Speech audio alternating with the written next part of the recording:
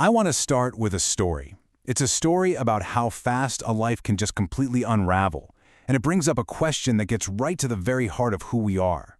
So, picture this guy. He's 40 years old, and by all accounts, his life is perfect. He's got the quiet suburban house, been married for 15 years, has a couple of kids. Everything is standard. Everything is stable. Until one day it isn't. And then, seemingly out of absolutely nowhere, his life just implodes. He punches a colleague at work over some tiny casual comment. His wife finds out he's having an affair with a 16-year-old. Then, he embezzles all the money from his company and just vanishes. Gone. Never seen again. A total, catastrophic collapse of character. So what happened here? I mean, what's the deal?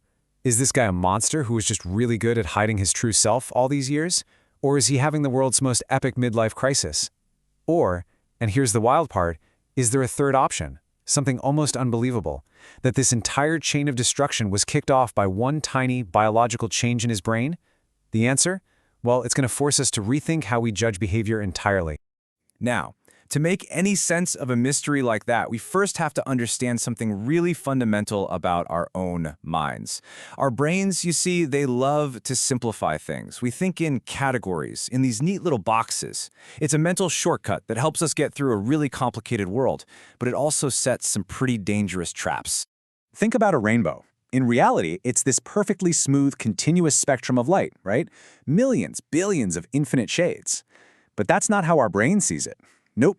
Our brain draws hard lines. It chops that beautiful spectrum up into these clunky blocks and slaps labels on them. Red, orange, yellow. It makes the world way easier to remember, sure, but we lose all the nuance, all the beautiful stuff in between. This whole process has a name. It's called categorical thinking. We put things in buckets because it's efficient, but here's the catch. There are three huge problems. First, we start to downplay the differences inside a bucket. Then, we totally overestimate the differences between the buckets, and worst of all, once we get so focused on our neat little buckets, we can miss the big picture entirely. You know, this reminds me of a quick story that just illustrates the point perfectly. A few years back, a researcher needed to learn this really tricky medical procedure, so he calls up an expert urologist for advice. And the urologist tells him, straight-faced, the best thing to do is get some practice. I want you to practice on a bear. Wait. What? A bear? You can just imagine the confusion. You want me to practice a super delicate biopsy on a large, notoriously uncooperative mammal? The whole idea just sounded insane. But the doctor, he just doubles down. He's totally insistent. He says, I know it sounds crazy, but trust me, it's a very good learning device. Either practice on a bear or an apple. And then the light bulb goes on. Oh, a pear. Not a bear, a pear. Turns out the doctor was a native Finnish speaker. And in the Finnish language, the sounds for B and P fall into the same mental category, the same bucket. His brain just didn't distinguish between them, which, led to some deeply confusing medical advice. Okay, so that's a funny example, but it points to a really serious flaw in how we think. Because when we apply that kind of single-minded, one-bucket approach to something as messy and complex as human behavior, the consequences, well, they stop being funny, and they can become truly devastating. In fact, some of the most brilliant scientists of the last 100 years fell into this exact same trap. So first up, meet John Watson, one of the founders of behaviorism. This guy was so convinced that human behavior was infinitely shapeable, he basically believed biology was completely irrelevant. For him, the only thing that mattered was your environment. Nurture wasn't just part of the story. For him, it was everything. His entire intellectual world fit into one neat little category: radical environmentalism. He was absolutely certain that if you just had the right inputs, the right rewards and punishments, you could turn a person into anything you wanted. That whole internal world of genetics and biology, for him, it was just a black box he chose to completely ignore.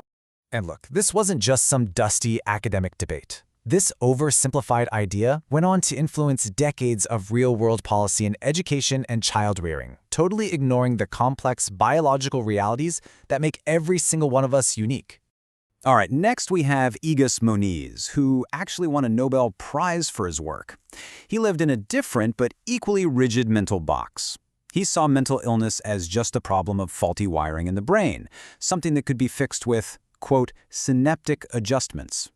Moniz's bucket was the brain as a machine. He thought behavior had nothing to do with psychology or your environment. It was just a physical system that needed a physical fix. And his fix was simple, direct, and, as he claimed with this chilling certainty, flawless. So what were these synaptic adjustments? They were frontal lobotomies. His single-minded certainty, his absolute refusal to see beyond his one little category, led directly to the surgical destruction of tens of thousands of people's brains, one of the greatest tragedies in the history of medicine. And finally, we have the most chilling example of all, from another Nobel laureate, Konrad Lorenz. You might know him for his charming work with ducklings, but he was also a fervent Nazi propagandist. His category was eugenics, a twisted belief that society could be perfected by eliminating those he decided were unfit. This is where categorical thinking leads when you take it to its most horrific, nightmarish extreme. So, if thinking in these single categories is so incredibly dangerous, what's the alternative? We need a better framework, one that embraces complexity, one that helps us see the whole picture instead of just one tiny isolated part. To really understand any behavior, you have to think like a historian, working backwards in time. What did your brain do 1 second before the action? What were your hormone levels hours before? How did your childhood and your culture shape you years before?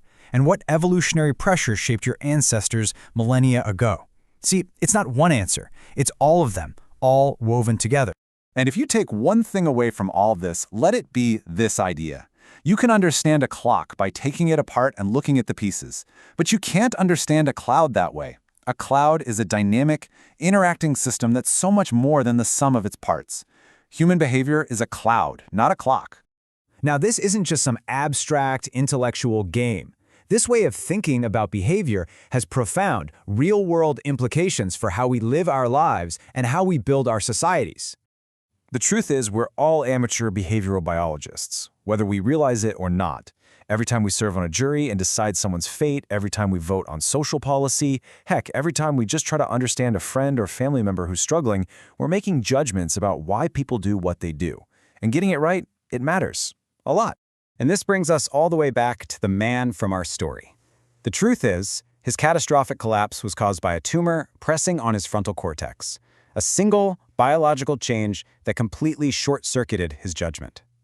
So, knowing that, how do we judge him? If every action is the result of this incredible cascade of influences, from our neurons to our hormones to our evolution, what room does that leave for something like free will? It's a question that challenges the very foundation of who we think we are.